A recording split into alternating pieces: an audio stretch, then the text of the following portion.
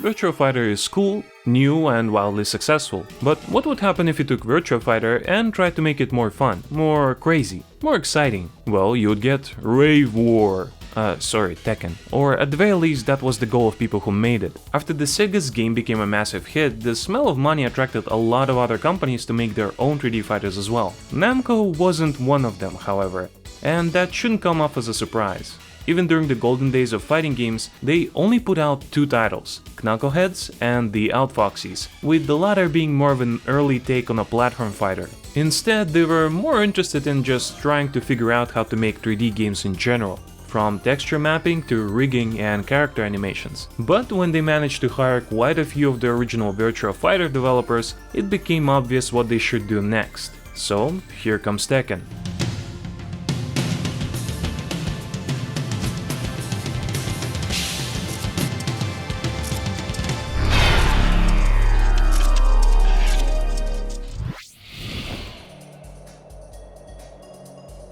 Due to having to onboard quite a few developers from other studios, the development process of Tekken was vastly different from other Namco titles. Instead of carefully laid out plans that would form the game's foundation, it was pure chaos. Yutaka Konoe even described it as an inter-developer battle. Everyone was free to add whatever they wanted, even if it meant overriding someone else's work. This was both a blessing and a curse. On one hand, it allowed Tekken to stand out and form its own identity as this crazy-ass game with a fighting bear and a devil guy who shoots laser beams. Quite a departure from the pretty normal and grounded Virtua Fighter. On the other hand, it also meant that the actual efficiency of the team was pretty low. They had quite a few workaholics who would put in the long hours and even sleep at the office, but their competitive nature led to a lot of feature creep, balance struggles, and some content getting simply thrown out. This is why Tekken 2 basically felt like what Tekken 1 should have been, even though it also suffered from this messy development format. Nevertheless, what matters is that the final result was excellent. The intuitive controls with a button tied to each limb made Tekken very intuitive and easy to understand, which is quite important because it made this otherwise robust game more accessible, allowing people to explore the characters and their moves without unnecessary obstacles. Also, worth noting that Tekken is the first fighting game to reward players with relatively expensive CG endings for each character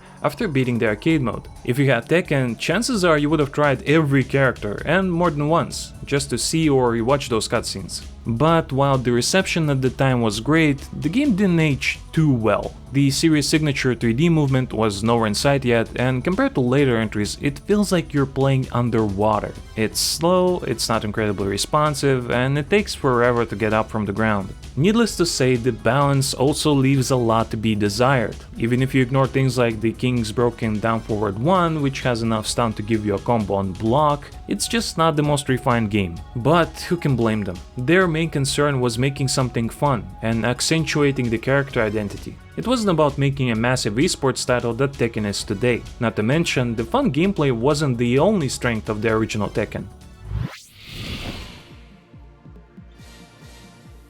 The original Tekken did a lot of things right to become appealing before you even get your hands on it. The aforementioned roster, what it lacked in polygons, it made up in uniqueness and charm. Even back then, the game had this sort of novelty to it, where you could pit a massive android against a samurai, or have what is obviously Bruce Lee face off against a bear. That by itself is just super fun, and this aspect of Tekken only got better over time. The same goes for how the fights actually look and sound. The marketing team for this game insisted on heavy use of motion capture during development, but that's actually false and does a great disservice to Tekken animators. They only had rudimentary mocap tech at the time, so their clunky rigs with magnetic wires were only good enough to get reference material. So in reality, all of these amazing animations are an achievement of Tekken's incredibly talented animation team. When you combine their work with Tekken's sound design and special effects, you get to feel the impact behind every hit. The jabs have this whip-like sharpness to them, and heavier hits tend to send opponents flying, with their bodies slamming into the ground with a satisfying oomph. Even blocking sounds good, because it's like your blows are glancing from an impenetrable sheet of metal. The gorgeous backgrounds deserve a mention too.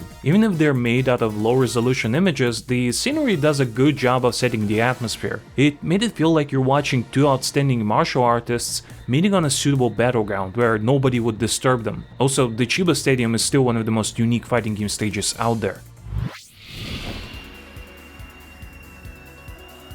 Finally, it's impossible to talk about Tekken without talking about the music. If you tried to make a tier list, nobody would ever agree.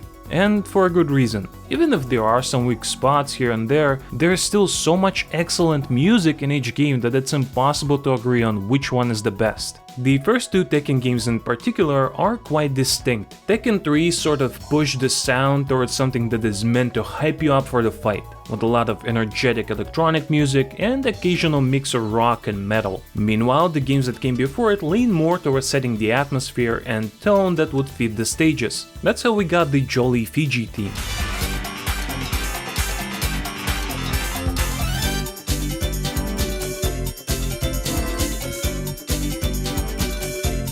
Contrasted with the ambient and moody Monument Valley.